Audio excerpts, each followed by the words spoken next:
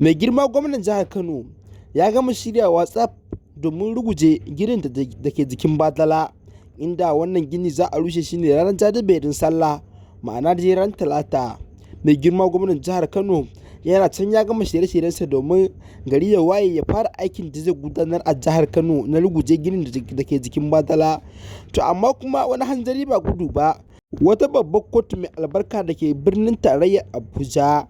ta ba wa Abba Kabir Yusuf umarni akan cewa ya daina wannan ruguje-rugujen da yake yi, tabbas kuskure ne, inda ta ba shi umarni karkashin cewa kada ya ƙara rushe wannan ko da a ce gini ɗaya ne a jihar Kano. To amma kuma tun bayan jin wannan hukunci da babbar kotu mai albarka ta yi, tabbas Abba Kabir Yusuf gaskiya ya ji haushin wannan abu kwarai da gaske, inda yake ɗaukar abin ma wani yarfi, inda yake cewa ya gama shiryawa tsaf domin zuwa ya gudanar da aikinsa na ƙarshe a ce kai ya ƙara yi, tabbas ya ji haushin wannan al'amari. To amma dai mai sauraro, idan wannan ne farkon iso ka cikin wani channel ta mai albarka, da kada ka manta ka danna mana subscribing, kana ka danna mana alamar ƙararrawa, domin ta haka ne za ka iya sababbin bidiyon mu da zarar mun ɗora.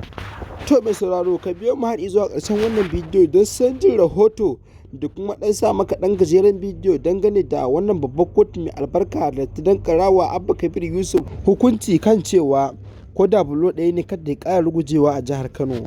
To amma dan mai sauraro, ka ci gaba da kasancewa da wannan chata mai albarka mai suna Fresh TV 24. To tun bayan wannan umarni da babbar kotu da ke birnin tarayyar Abuja ta dankarawa Abba Kabir Yusuf karkashin cewa kada ya ƙara ruguje ko bulo ne, tabbas hakan ya jawo injiniya Rabi Musa ya yi magana dangane da hana Abba Kabir Yusuf da aka yi na ruguje-rugujen da yake a jihar Kano, inda babbar kotun a yanzu haka tana shirin yanke musu hukunci su biyu, inda ake